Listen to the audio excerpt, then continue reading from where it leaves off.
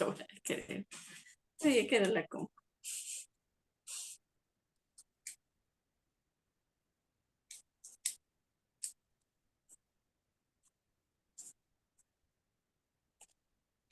Bien, en siguiendo con lo que habíamos platicado en el Código de Trabajo, ahora tenemos que seguir con lo que es la limitación al derecho al trabajo. En principio, el trabajo solo puede limitarse por autoridad, por resolución de autoridad competente basada en ley, pero únicamente por orden público o por interés nacional. O sea, la regla general es de que el trabajo no se puede limitar, ¿verdad? No se puede limitar de forma alguna el trabajo.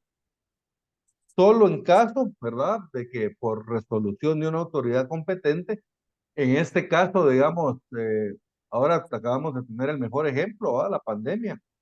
La Ujú. resolución de autoridad competente fue el presidente. ¿Verdad? El presidente de la República fue quien dictó esa resolución y posteriormente, pues, fue refrendada por el Congreso de la República. Y que lo que pasó con la pandemia fue que por interés nacional, ¿verdad? Para lograr mitigar un poco la pandemia, se limitó el derecho al trabajo, ¿verdad? De hecho, se limitó el Ujú. derecho al trabajo. Digamos, la gente los que trabajaban en restaurantes, bueno, de hecho a todos se nos limitó, ¿verdad? A Sí. todos se nos limitó de alguna forma el trabajo, ¿verdad? Pero digamos, la gente de los restaurantes, yo me acuerdo que nosotros antes íbamos con Karen mucho a comer a un lugar aquí cerca y, y ya teníamos años de no ir, pero ya las patojas nos conocían. Y un día cuando estábamos, pero cuando ya habían abierto los restaurantes después de la pandemia, fuimos a comer y me dice la patoja, ay, qué bueno verlos, que no sé qué. Le digo, mire, ¿ustedes cómo les fue con la pandemia? Pues no nos despidieron, pero nos suspendieron. Sí, Vaya que la pues. señora me dijo, ¿cómo fue que nos dijo? Nos guardó nuestro trabajo, algo así, ¿verdad? Ujú. No, no las despidieron, sino que solo fue una suspensión, digamos, El pero tiempo. durante ese tiempo ellas no podían ejercer el trabajo, ya no podían ir a su trabajo. Otros, digamos, ahí en la zona 4 había unos que tenían restaurantes y decía el chavo, miren, yo, digamos, todos los meseros los tuve que convertir en repartidores. ¿Va? Entonces, porque dice que no podía vender en el local, pero sí podía repartir, ¿va? O para llevar, se podía. Entonces Ujú. dice que para que no se quedaran sin trabajo los meseros, les tuvo que variar, ¿verdad? Ahí la función. Y entonces empezaron a repartir en las oficinas y todo, dice, pero ahí cerca siempre, ¿va? De la zona 4. Entonces prácticamente eran sus mismos clientes, dice, solo que ya no llegaban al restaurante, sino que les mandaban la comida. Sí. Pero de alguna Sí, forma muchas se les, veces. se les limitó. Eh, de Ujú. forma general, no se puede impedir eh, a nadie, ¿verdad? Se le puede impedir que se dedique realmente a lo que le plazca, ¿verdad? Si yo Ajá. ya no quiero ser abogado, yo decido que quiero ser carpintero y me vuelvo carpintero, pues lo puedo hacer, no hay ningún problema. O cocinero, Sí. qué sé yo. Entonces, realmente tenemos la libertad, ¿verdad? La libertad de trabajar en lo que se nos plazca, ¿verdad? Ya Ujú. sea dentro de una propia empresa o o como empleados de otro patrón, ¿verdad? Aunque aquí estamos hablando de la relación patrono-trabajador. Ujú. De ahí no se entenderá limitada la libertad del trabajo cuando las autoridades o los particulares actúen en uso de los derechos o en cumplimiento de las obligaciones establecidas en la ley. O sea, por ejemplo, si el patrono le dice, mire, ya son las 4 de la tarde, váyase para su casa porque es la hora de salida, ¿verdad? Yo no puedo decir, me están limitando mi derecho al trabajo, no, se está cumpliendo con su jornada de trabajo, pues. Eso no es Ujú. limitarle, sino que yo estoy actuando en base a los derechos que la ley establece, ¿va? O mire, Sí. usted no va a trabajar sábado después de mediodía y no va a trabajar domingo. Me están limitando el derecho al trabajo. No, la ley establece que es su periodo de descanso. Entonces, básicamente, cuando se esté actuando en base a los derechos establecidos en la ley, no se va a tener por limitado el derecho al trabajo. Todo eso lo tenemos en el Seis. artículo 6.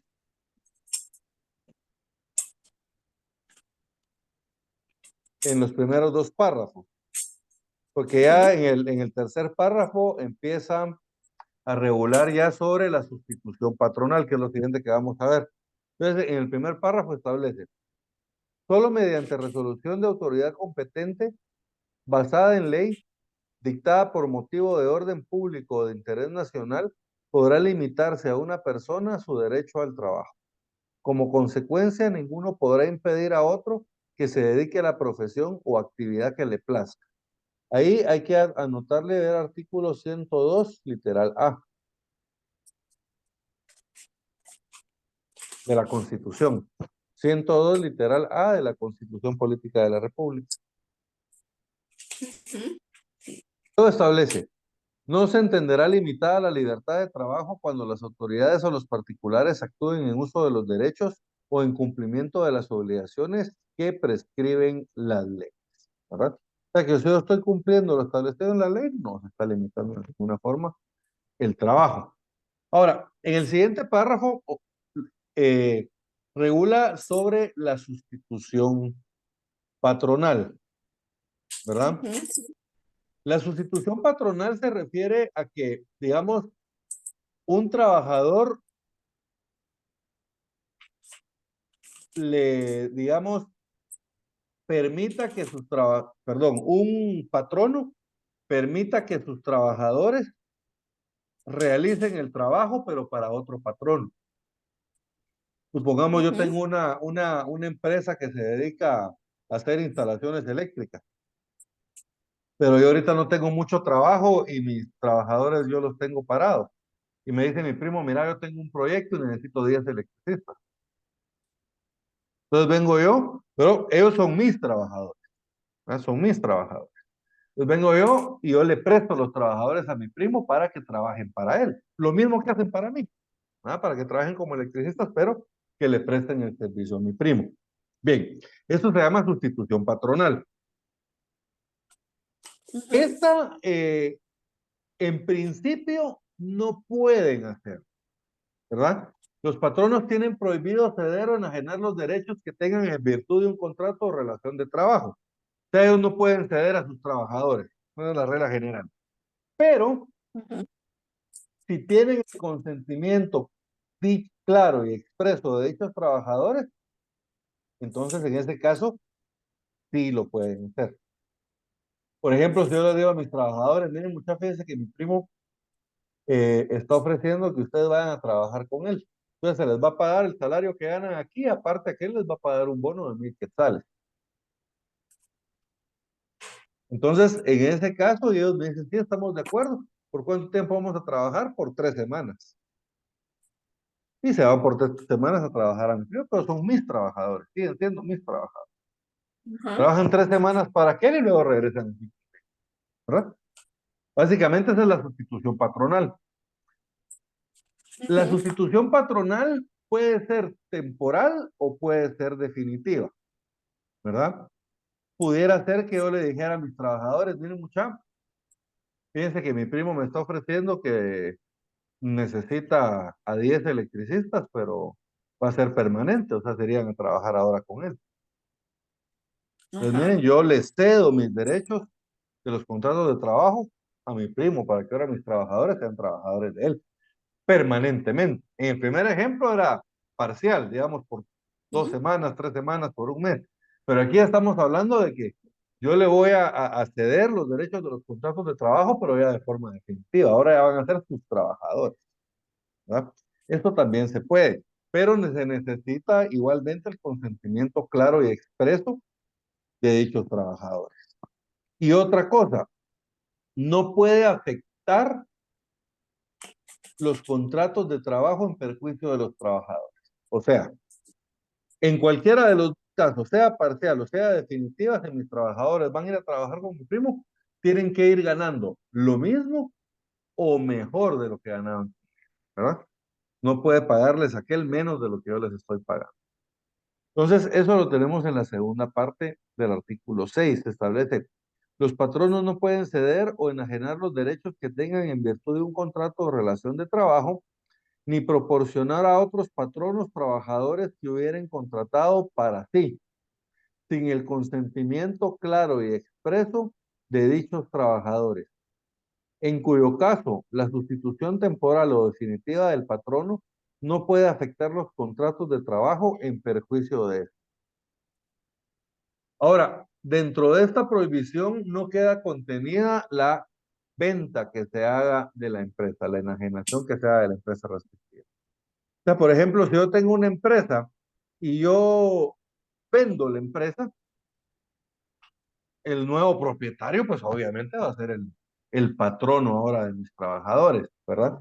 Entonces, en este caso no se entiende que haya sustitución patrón, sino que en este caso se trata de una enajenación de la empresa que, pues, el nuevo propietario es el nuevo dueño. ¿Estamos bien? Ujú.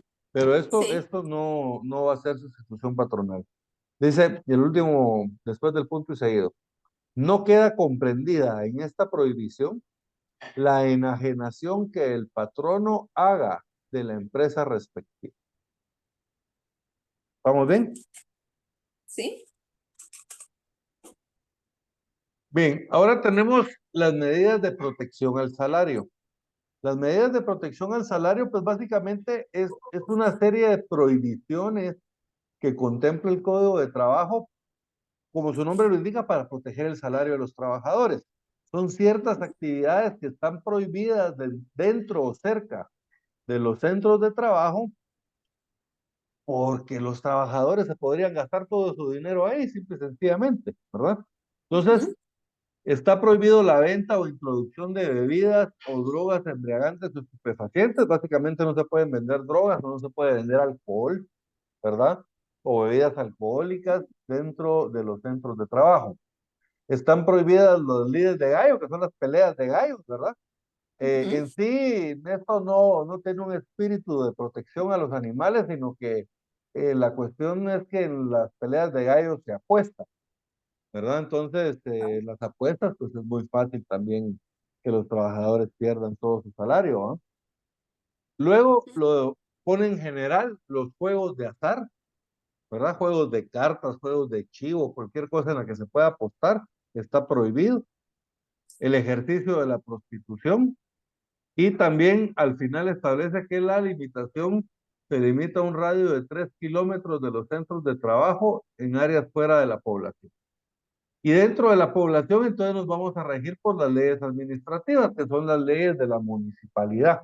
Entonces ahí va a ser a lo que respecto regule la municipalidad de cada municipio, ¿verdad? Pero en los lugares fuera de las poblaciones, eh, no se puede ejercer ninguna de estas actividades dentro de la empresa ni en un Radio. radio de 3 kilómetros a la Ujú. redonda, ¿verdad? Entonces, en tres no se puede ejercer, pero esto no siempre se cumple, ¿verdad? Sí.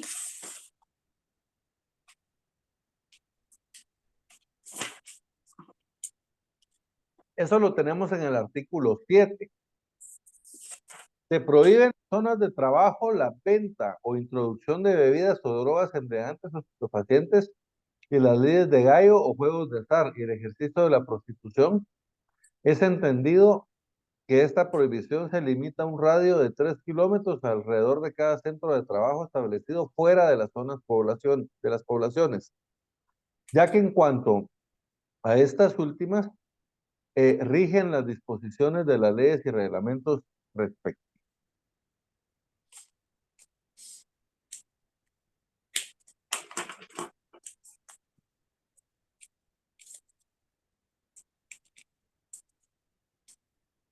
Mira mejor. Libertad de comercio en los centros de trabajo. Como regla general, el comercio se puede ejercer libremente en las zonas de trabajo, ¿verdad? Y los patronos no pueden cobrar suma alguna al trabajador que esté ejerciendo el comercio dentro del trabajo, ¿verdad? Para poderlo, como para darle permiso de ejercer. O sea, en pocas palabras, se puede vender, ¿verdad? Yo trabajo en determinada empresa y yo, digamos, en los momentos de receso o algo, yo puedo vender productos a mis compañeros, ¿verdad? Eso no está prohibido. Y más bien protege al trabajador, ¿verdad? Prohibiendo al patrono que le puede exigir cualquier suma por el ejercicio de ese comercio. Ahora bien, se puede limitar o regular la libertad del comercio, ¿verdad? Limitar quiere decir, mire, no se haga. O Ujú. regular podría ser, mire, sí se puede hacer, pero lo puede hacer en el receso a las 10 de la mañana, a la hora de almuerzo, en el receso a las 2 de la tarde. Entonces, porque se dan los casos muchas veces de que ya los trabajadores ya no trabajan, sino que solo venden, ¿no? Entonces, pasaba con una señora ahí en donde yo trabajaba que ella era de la limpieza, pero ella empezó a vender panes y desayunos en la mañana, ¿verdad? Y está bien, está en su derecho de hacerlo, como la ley se lo permite. Pero el problema era que después empezaron a quejar de que no limpiaba las oficinas por estar vendiendo. Ella no limpiaba mi oficina, pero entonces le llamaron la atención. Entonces ya ella lo que hacía era que llegaba más temprano, limpiaba las oficinas y ya a las 8 que empezaba a llegar la gente, pues ya ella ponía su venta, ¿va? Entonces ella tuvo que ir viendo la forma, pero de cumplir pues, con sus dos trabajos, ¿va? Entonces, Ajá. sí se puede cuando está este ejercicio del comercio eh, afectando de alguna forma eh, el correcto desempeño de las labores, tanto de la persona que está ejerciendo el comercio como de los demás, porque si él está vendiendo es porque los demás le están llegando a comprar, y si están comprando en horas de trabajo es porque no están haciendo su trabajo, ¿no? Entonces, en ese caso, el patrón no puede limitar eh, el, el ejercicio del comercio, ¿va? Limitar o regular el ejercicio del comercio. Eso lo tenemos en el artículo 8. 8. El artículo 8. ¿Lo lees? ¿Lo leemos? Sí, sí, sí, por favor, artículo 8. Artículo 8. Es libre el ejercicio del comercio en las zonas de trabajo y no puede cobrarse suma alguna por tal ejercicio. Quedan a salvo los impuestos, tasas y arbitrios establecidos legalmente. No obstante lo dispuesto en el párrafo anterior, se puede limitar o regular dicha libertad si a juicio de las autoridades competentes su ejercicio irrestricto perjudica el normal desempeño de las labores, los intereses de los trabajadores o los de la colectividad. Ahí anotémosle, por favor, ver artículo 63 literal A del Código de Trabajo. Y esas son las obligaciones del trabajador, ¿verdad? Literal A establece desempeñar el servicio contratado bajo la dirección del patrono o de su representante, a cuya autoridad quedan sujetos en todo lo concerniente al trabajo. Entonces, en base a esa obligación del trabajador, que es ese deber de obediencia al patrono en la realización del trabajo, es que se va a limitar también este ejercicio del comercio cuando esté afectando, ¿verdad? Los intereses del patrón.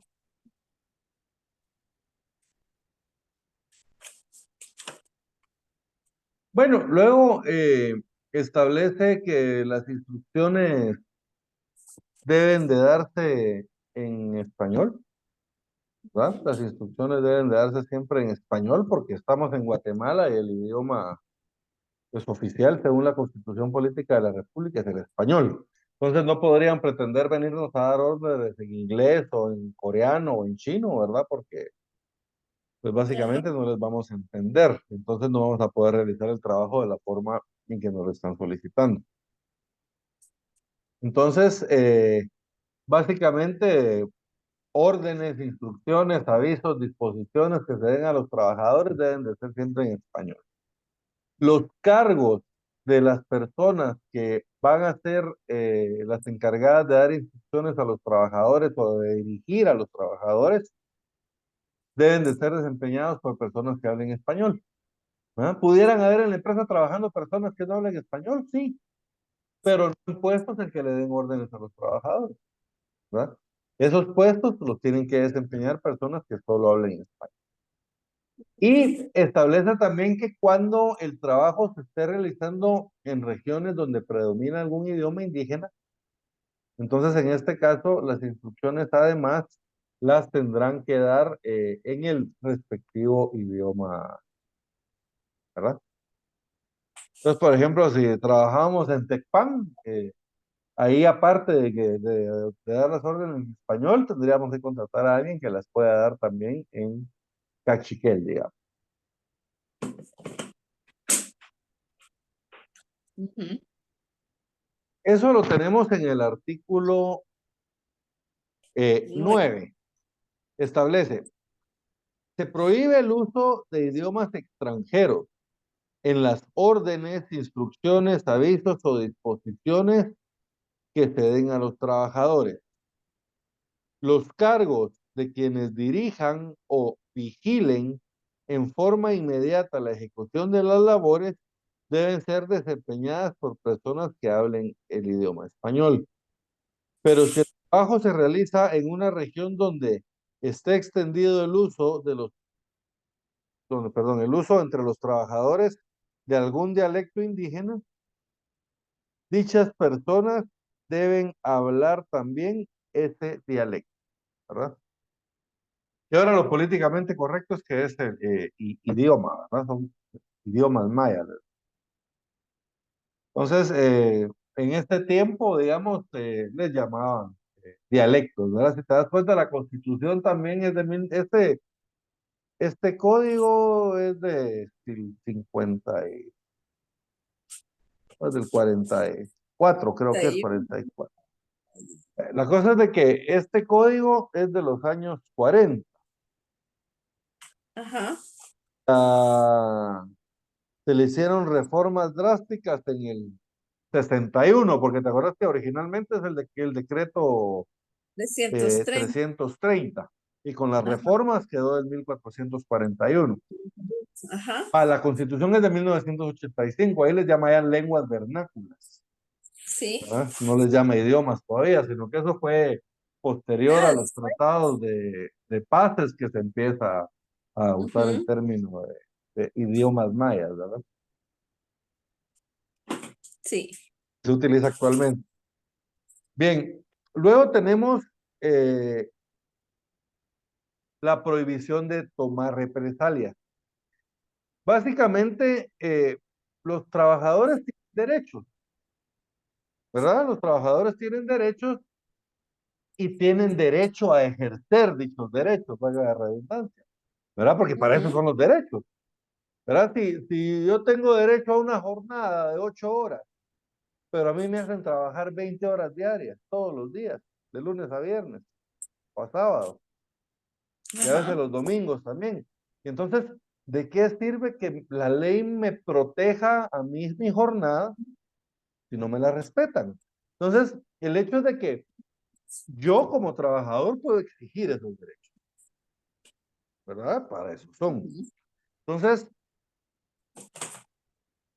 los patronos tienen prohibido tomar represalias en contra de los trabajadores. Las represalias básicamente es vengarse del trabajador. Ah, mire, como usted exigió su derecho ahora, lo voy a fregar y lo voy a mandar a trabajar a Huehuetenango. O mire, Ujú. ahora a usted le voy a bajar el sueldo. Se fue a quejar a la inspección de trabajo de que aquí no le cumplíamos sus derechos. Entonces, ¿me entendés?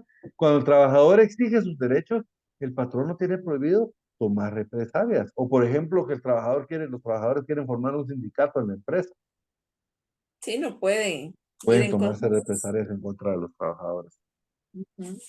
Entonces, está prohibido a los patronos cualquier tipo de represalias contra los trabajadores con el propósito, ya sea, de impedirles parcial o totalmente el ejercicio de sus derechos o por el motivo de haberlos ejercido o intentado ejercerlos. O sea, puede ser que la represalia sea para impedirles que ellos hagan uso de sus derechos, ya sea parcial o totalmente, O puede ser que la represalia sea por motivo de que los hayan ejercido o hayan intentado ejercer. ¿Ah? Entonces hay una prohibición de represalias en contra de los trabajadores. Y de hecho eso se maneja por medio del incidente de represalia, ¿verdad? Digamos, no es algo que se haga conocer, digamos, en un juicio ordinario, ¿verdad? Sino que debe ser en incidente porque el trámite tiene que ser más expedito, ¿verdad? Tiene que ser un trámite Más rápido. rápido. Ujú. Establece el artículo 10. Se prohíbe tomar cualquier clase de represalias contra los trabajadores con el propósito de impedirles parcial o totalmente el ejercicio de los derechos que le otorguen la Constitución, el presente código, sus reglamentos o las demás leyes de trabajo o previsión social con motivo de haberlos ejercido o de haber intentado ejercer, ¿verdad? Ujú. Entonces, ahí tenemos la prohibición de represalias.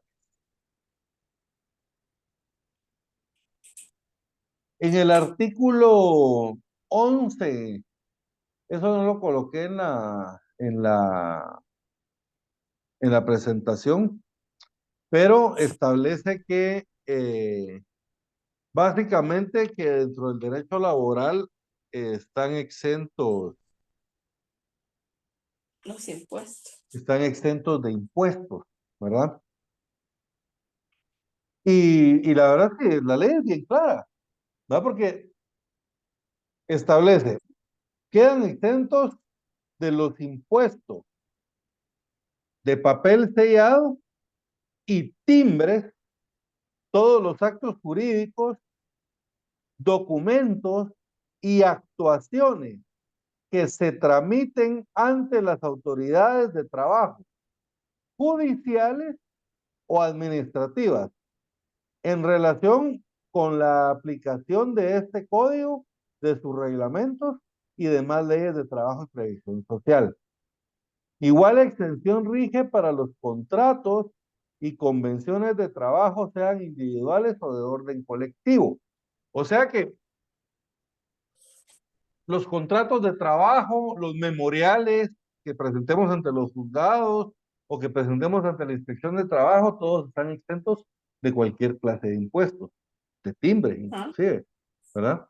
Yo siempre presentaba los memoriales a los juzgados de trabajo con timbres, eh, hasta que un día pues no tenía timbres y los presenté sin timbres y me los aceptaron sin ningún problema, ¿verdad? Ujú. Entonces, precisamente es porque hay una extensión legal, ¿verdad? No todos lo saben. Yo voy a presentar memoriales y veo que la mayoría de licenciados o muchos de los licenciados llevan sus memoriales con timbres, ¿verdad? Pero realmente hay una exención de todo tipo de impuestos en materia de trabajo, ¿no? Para todos los derechos que establece este código, sus reglamentos o de las demás leyes de trabajo y previsión social. O sea que, por ejemplo, si la demanda que yo estoy presentando, por ejemplo, es en contra del IC porque quiero que me paguen una pensión, por ejemplo, que el IC no se negó a pagarme, eso ya no es materia de trabajo, sino que eso es materia de previsión social, que es lo que es el mismo juzgado de trabajo, pues, se llama, trabajo y previsión social, ¿verdad? Entonces, pero igual, si es materia de previsión social, también está exento de todo impuesto. ¿Estamos bien? Sí. Perfecto. Luego tenemos en el artículo 17, acá tenemos reflejado el principio de renunciabilidad. Básicamente lo que establece el principio de renunciabilidad es de que son nulos ipso iure, o sea, de pleno derecho y no obligan a los contratantes los actos o estipulaciones que impliquen renuncia, disminución o tergiversación de los derechos que otorgan a los trabajadores la Constitución o el Código de Trabajo. Básicamente lo que establece esto es de que si un trabajador acepta, digamos, condiciones desfavorables en un contrato de trabajo están abajo de las condiciones mínimas, entonces esa aceptación se tiene por nula. El contrato de trabajo es válido y la relación de trabajo es válida. Ujú. Pero esa renuncia, esas cláusulas donde, aunque así sea una palabra en la que se estipula renuncia de algún derecho por parte del trabajador, eso es nulo. Entonces, como consecuencia, yo siempre les digo a mis alumnos, ¿cuál es la consecuencia de esto? Por ejemplo, si yo trabajaba en un trabajo donde no me pagaban el salario mínimo, yo puedo pedir que me lo ajusten durante toda la relación, Ujú. ¿verdad? O por ejemplo, si a mí Sí, no me pagaban aguinaldo durante, entonces yo puedo pedir que me paguen esos aguinaldos. Que a mí no me ajá, pagaron. Entonces, ¿me entendés? Eso, el hecho de que yo en el contrato haya renunciado a esos derechos, pues no importa porque esa renuncia se tiene por inválido, no, por nula ipso iure. Y ujú. eso lo tenemos en el artículo 12. Leamos el Sí, artículo 12, por favor. artículo 12. Artículo 12. Son nulos ipso iure y no obligan a los contratantes todos los actos, estipulaciones que impliquen renuncia, disminución o tergiversación de los derechos que la Constitución de la República, el presente Código, sus reglamentos y demás leyes y disposiciones de trabajo o de previsión social otorguen a los trabajadores, aunque se expresen en un reglamento interior de trabajo, un contrato de trabajo u otro pacto o convenio cualquiera. Estamos bien, entonces no importa dónde esté regulada la disminución, así sea en un reglamento o un pacto de trabajo, se tiene por nula ipso iure esa disminución que se realice de los derechos de los trabajadores. Ujú.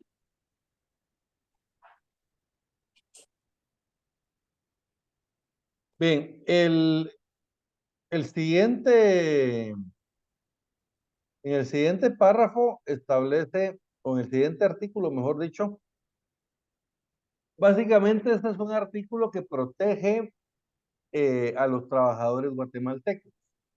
¿En qué sentido los protege? En el sentido de que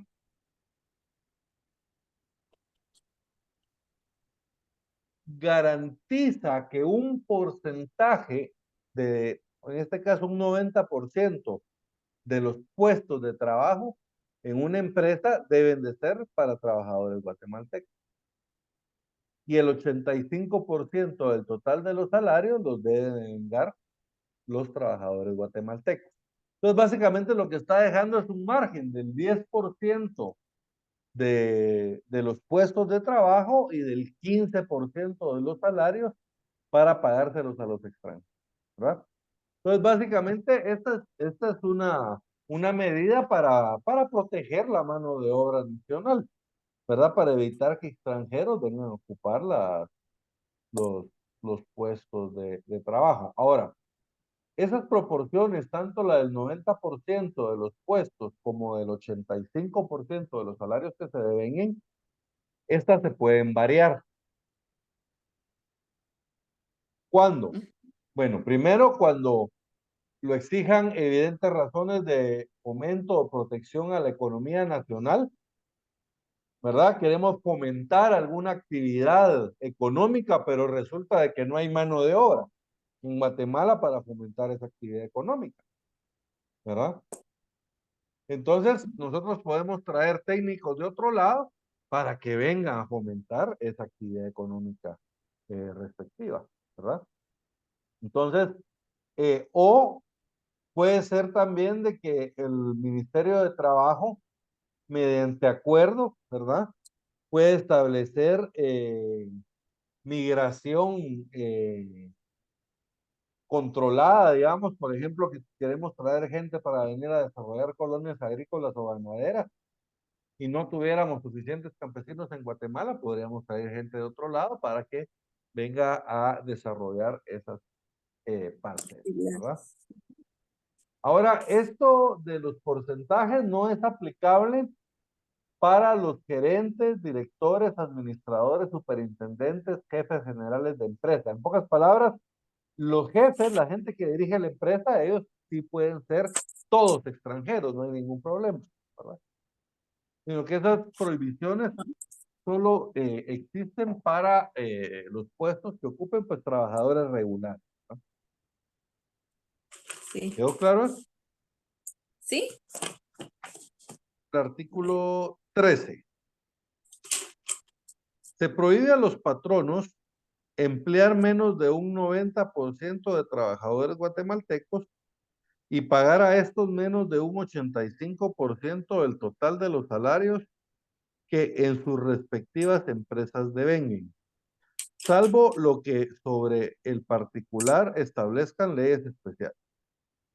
Ambas proporciones pueden modificarse cuando así lo exijan evidentes razones de protección y fomento a la economía nacional o de carencia de técnicos guatemaltecos en determinada actividad o de defensa de los trabajadores nacionales que demuestren su capacidad en todas estas circunstancias.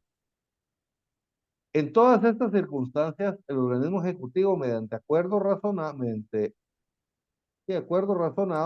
emitido por conducto del Ministerio de Trabajo y Previsión Social, puede disminuir ambas proporciones hasta en un 10% cada una y durante un lapso de 5 años para cada empresa o aumentarlas hasta eliminar la participación de los trabajadores extranjeros. De que dicho ministerio autorice la disminución de los expresados porcentajes, deben exigir a las empresas favorecidas que preparen técnicos guatemaltecos en el ramo de las actividades de estos dentro del plazo que al efecto se les conceda. Entonces, lo que quiere decir esto es de que el Ministerio de Trabajo, el Ejecutivo mediante el Ministerio de Trabajo puede disminuir estos porcentajes hasta un 10%, hasta un 10%. O sea, pudiera ser un 5, pudiera ser un 8, pudiera ser un 7, ¿verdad? Pero un máximo que los puede bajar es hasta un 10%. O sea que podríamos dejar, digamos, hasta el 80% de los puestos deberían de ser trabajadores para guatemaltecos y hasta el 75% de los salarios deberían de ser para trabajadores guatemaltecos. Pero esto únicamente va a ser por un plazo de 5 años, ¿verdad? Por un plazo de 5 años. Y durante ese lapso, la empresa debe comprometerse a preparar técnicos guatemaltecos para dicha actividad. Supongamos de que lo que se quiere fabricar aquí en Guatemala son chips para computadoras, pero aquí en Guatemala no hay gente que pueda fabricar chips. Entonces traemos colombianos, porque en Colombia sí hay gente que puede practicar chips. ¿Va? Traemos 100 trabajadores colombianos. Pero en esos 5 años, la empresa debe preparar a trabajadores guatemaltecos para que ocupen dichos, ya que esta medida, como vimos, es temporal. Y la otra establece cuando ocurran casos de inmigración autorizada y controlada por el organismo ejecutivo o contratada por el mismo que ingrese o haya ingresado al país para trabajar en establecimientos de desarrollo de colonias agrícolas o ganaderas, en instituciones de asistencia social o de carácter cultural. Por ejemplo, de asistencia social cuando vienen los médicos cubanos, por ejemplo, ¿verdad? Ah, ya. Ajá. Médicos cubanos, digamos, hay doctores en Guatemala, hay doctores en Guatemala, pero a mí me decía un amigo, mira, me dice, lo que pasa es de que, yo te voy a decir la verdad, me decía, los doctores cubanos se van a meter a donde uno no se va a meter. Entonces, Ajá.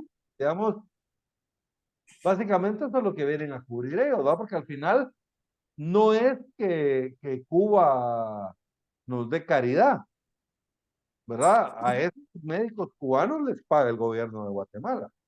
Me imagino, Sí. no sé si a ellos les seguirá pagando Cuba su sueldo, digamos, ¿verdad? Que normalmente ganan, pero ellos aquí en Guatemala ganan un sueldo y ese sueldo se los paga el gobierno de Guatemala, ¿verdad? ¿Qué es lo que establece acá? ¿Va? O que sean contratados por el mismo, ¿verdad? Por el mismo se refiere al gobierno de Guatemala.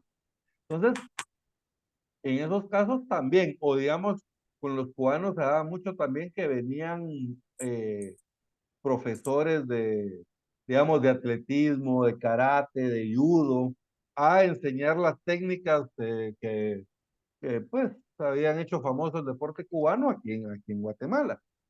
Venían a enseñar el mismo deporte, digamos, pero el modo cubano.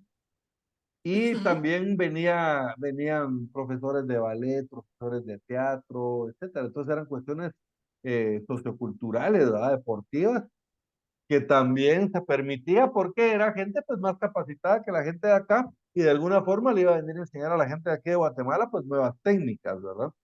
Para poder hacer dichas actividades. Y luego establece, o cuando se trata de centroamericanos de origen, o sea que en el caso de los centroamericanos de origen, ellos sí pueden venir, digamos, aquí a Guatemala y trabajar porque a los centroamericanos de origen se les considera guatemaltecos de origen. Matemáticas. Ajá. Y luego establece en todas estas circunstancias el alcance de la respectiva modificación debe ser determinado discrecionalmente por el organismo ejecutivo, pero el acuerdo que se dicte por conducto del Ministerio de Trabajo y Previsión Social debe expresar claramente las razones, límite y duración de la modificación que se haga, ¿no? O sea que dentro del acuerdo que dicta el organismo ejecutivo tiene que establecer todas esas reglas que se van a aplicar. Ujú. Para el cómputo de lo dicho en el párrafo primero de este artículo, se debe hacer caso omiso fracciones, de fracciones, y cuando el número total de trabajadores no exceda de 5, debe exigirse la calidad de guatemalteco a 4 de. No es aplicable lo dispuesto en este artículo a los gerentes, directores, administradores, superintendentes y jefes generales de empresa. ¿Verdad? Que era lo que habíamos visto al.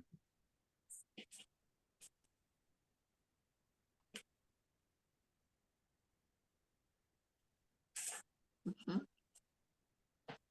Luego, en el artículo 14, aquí se ven reflejados aquellos principios ideológicos que, de necesariedad e imperatividad. Básicamente lo que establece este artículo es de que el Código de Trabajo y sus reglamentos son normas legales de orden público. Y entonces, ¿qué quiere decir que son de orden público? Es de que son de aplicación obligatoria o que son de cumplimiento obligatorio por parte de todas las empresas que de cualquier naturaleza existan en Guatemala o que en el futuro se vayan a establecer en Guatemala, ¿verdad? Tanto para las que están en este momento funcionando como para las que vayan a funcionar en el futuro. Y también se aplica para todos los habitantes de Guatemala sin distinción de sexo ni de nacionalidad. O sea que si un trabajador extranjero está trabajando aquí en Guatemala, también lo protegen las normas de trabajo guatemaltecas, ¿verdad? Ujú. Entonces esto lo regula el artículo 14. Establece, el presente código y sus reglamentos son normas legales de orden público y a sus disposiciones deben sujetarse todas las empresas de cualquier naturaleza que sean existentes o que en el futuro se establezcan en Guatemala, lo mismo que todos los habitantes de la República sin distinción de sexo ni de nacionalidad, salvo las personas jurídicas de derecho público contempladas en el párrafo, en el segundo párrafo del artículo 2. Igualmente, deben aplicarse las disposiciones protectoras del trabajo que con este código al caso de nacionales que sean contratados en el país para prestar sus servicios en el extranjero. Digamos, es muy común de que, digamos, países como Estados Unidos o Canadá eh, hacen programas de inmigración controlada. ¿Verdad? ¿Qué quiere decir esto? Por ejemplo, va a ser la cosecha de manzanas en Washington. Entonces necesitan mano de obra para ir a cosechar las manzanas. Y durante 4 o 5 meses No, digamos, durante 3 meses contratan gente para que vaya a cortar las manzanas, ¿verdad? Y esa gente va y corta las manzanas, les pagan y 3 meses regresan a Guatemala. Luego hay cosecha de tal cosa y van otra vez para Estados Unidos a cosechar otra y vienen de regreso. O sea, ellos no van a quedarse allá, sino que es una inmigración controlada, se llama, ¿verdad? Van temporalmente a realizar un trabajo. A ellos los contratan aquí en Guatemala. Viene la empresa de Estados Unidos, los contrata aquí en Guatemala y se los Ya. lleva para trabajar. A esos trabajadores guatemaltecos también se les tienen que respetar las leyes laborales guatemaltecas, ya que dichas leyes los siguen protegiendo a ellos porque fueron contratados aquí en Guatemala, aunque vayan a prestar servicio en el extranjero. ¿Estamos bien?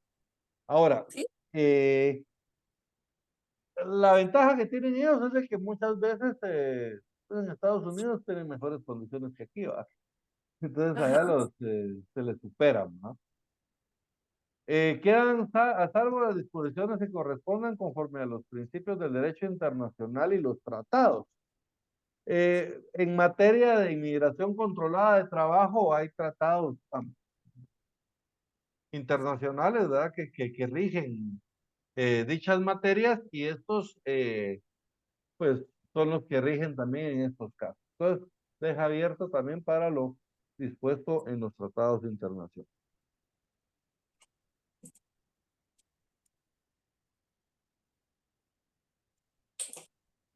Prohibición de discriminación.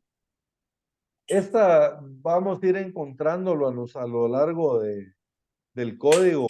Vamos a ir encontrando muchos artículos que reiteran mucho esto de la prohibición de la discriminación. En este caso, el artículo 14 bis, este artículo, pues este bis quiere decir que lo agregaron, ¿verdad? Posteriormente.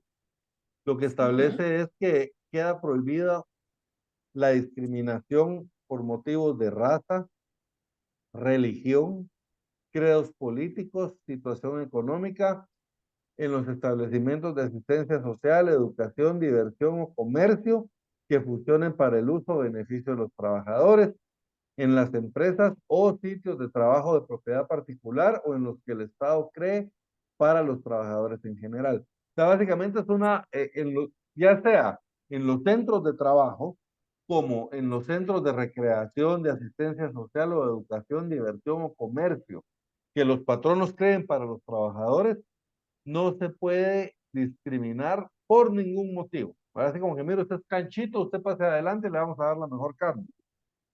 No, básicamente se prohíbe cualquier tipo de discriminación de cualquier clase, ¿verdad? Para todas las personas. Y esto lo tenemos en el artículo 14. Se prohíbe la discriminación por motivos de raza, religión, credos políticos y situación económica en los establecimientos de asistencia social, educación, cultural, diversión o comercio que funcionen para el uso o beneficio de los trabajadores. En las empresas o sitios de trabajo de propiedad particular o en los que el Estado cree para los trabajadores en general. El acceso que los trabajadores puedan tener a los establecimientos a que se refiere este artículo no puede condicionarse al motivo de sus salarios ni a la importancia de los cargos que desempeñan.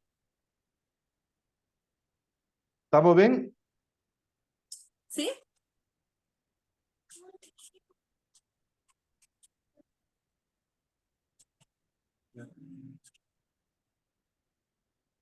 Bien, integración de las normas de trabajo. ¿Qué es la integración de las normas de trabajo?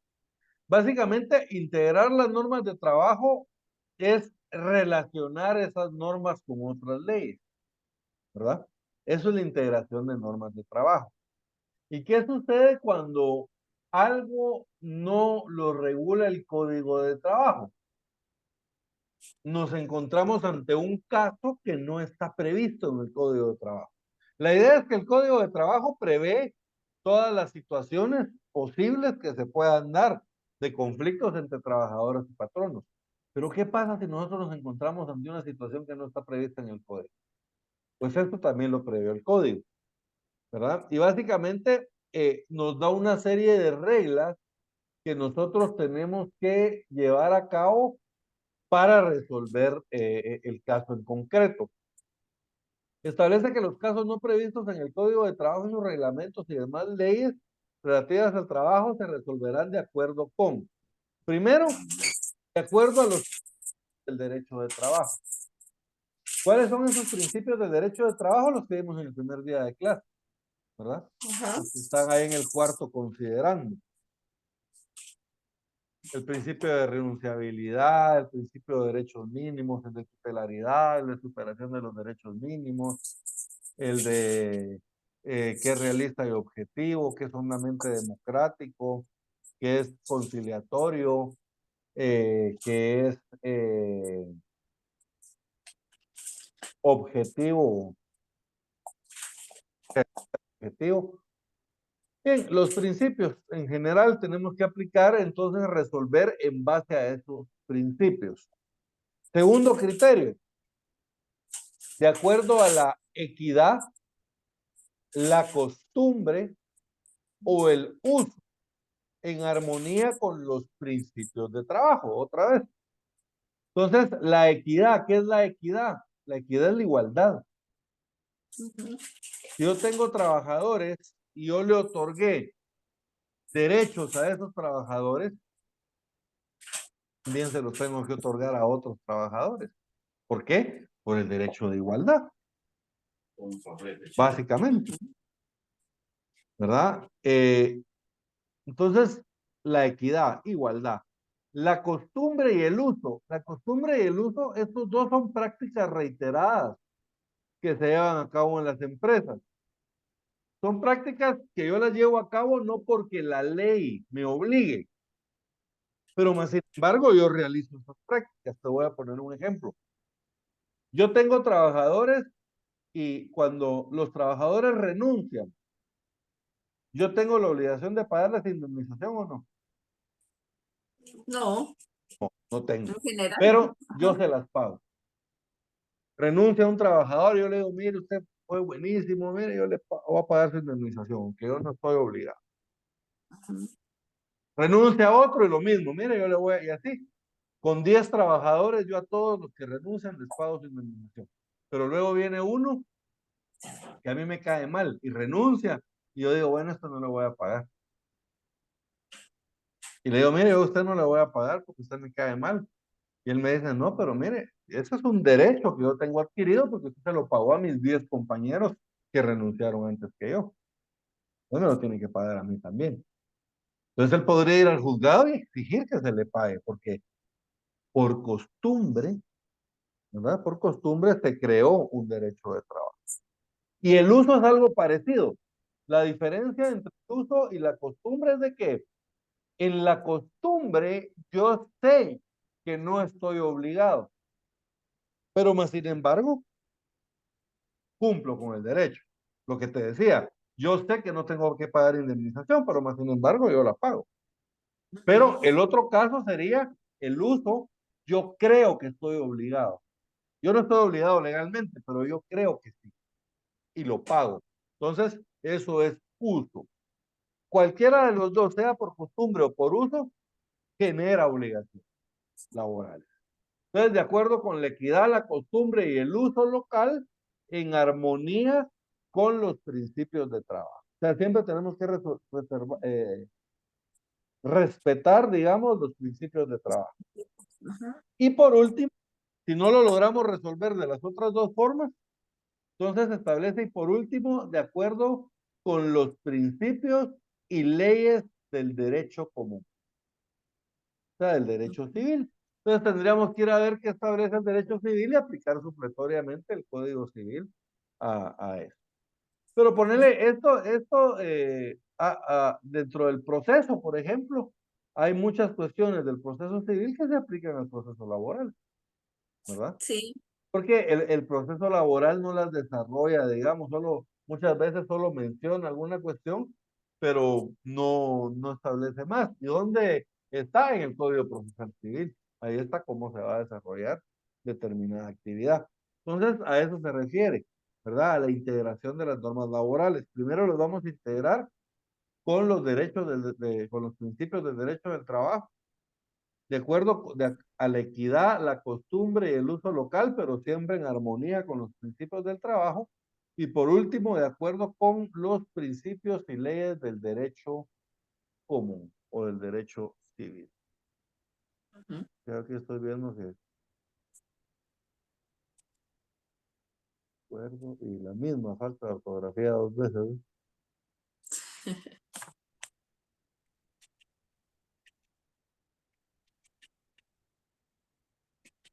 No, no, era la misma palabra, pero no era la misma falta. Sí.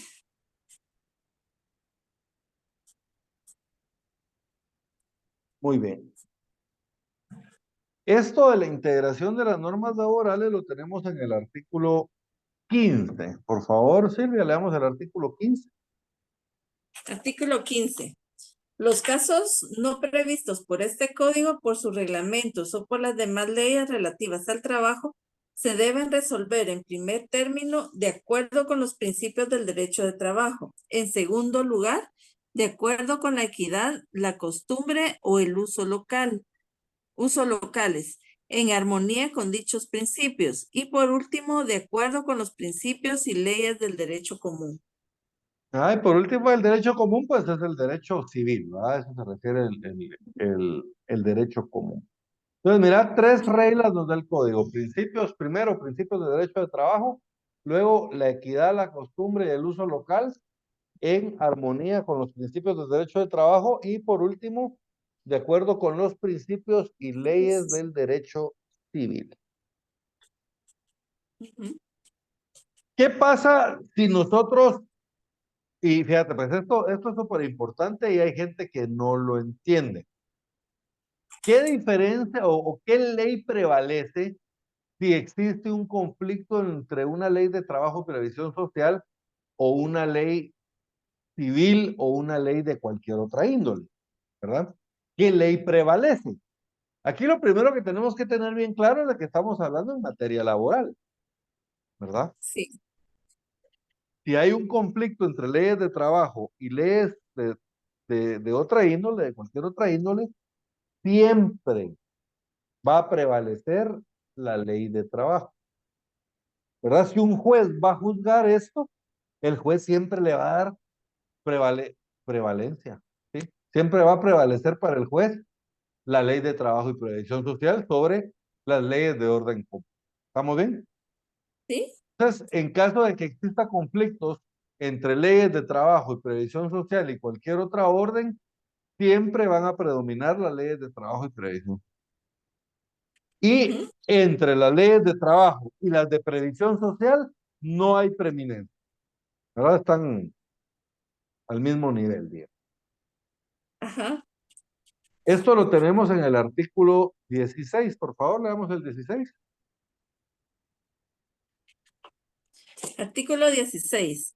En caso de conflicto entre las leyes de trabajo y de previsión social con las de cualquier otra índole, deben predominar las primeras. No hay preeminencia entre las leyes de previsión social y las de trabajo. Entonces, mira, no hay preeminencia entre las leyes de previsión social y las de trabajo. Ujú.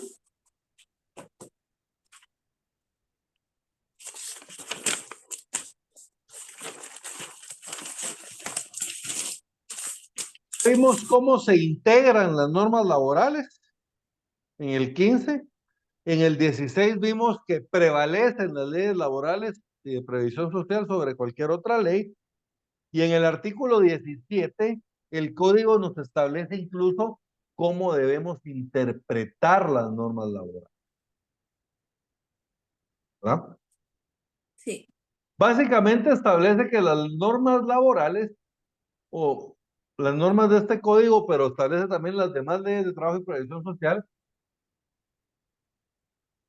Para interpretarlas se debe tomar en cuenta fundamentalmente el interés de los trabajadores en armonía con la conveniencia social. Entonces, Para interpretar el código y las leyes de trabajo se debe tomar en cuenta fundamentalmente, mira esa palabra fundamentalmente, el interés de los trabajadores en armonía con la conveniencia social. Eso es lo fundamental, esa es la base sobre lo que está todo, ¿verdad? Aquí los intereses del patrono no importan, digamos, ¿verdad? Son secundarios, ¿verdad? Pero aquí Ujú. lo primordial es el interés de los trabajadores, pero siempre en armonía con la conveniencia social, porque tampoco, digamos, por darle muchos derechos a los trabajadores, vamos a destruir la industria, por ejemplo, ¿verdad? Poniéndoles a ellos condiciones que no puedan cumplir y al final pues terminan quebrando y al final eso termina afectando a todo el mundo porque se quedan los trabajadores sin trabajo también, ¿verdad? Sí. Entonces, artículo 17. Para los efectos de interpretar el presente código, sus reglamentos y demás leyes de trabajo, se debe tomar en cuenta fundamentalmente el interés de los trabajadores en armonía con la conveniencia social. Artículo 17. Esto es cómo se interpretan las normas de trabajo. Y acá, anotémosle por favor ver artículo 10 de la ley del organismo judicial. Ver artículo 10 de la ley del organismo judicial.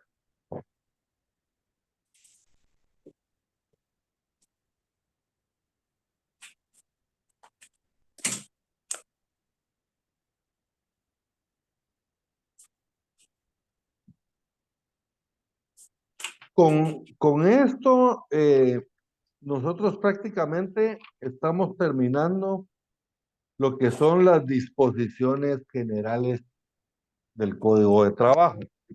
Estas son disposiciones, como su nombre lo indica, disposiciones de aplicación general, ¿verdad? Relativas a todo lo concerniente al trabajo.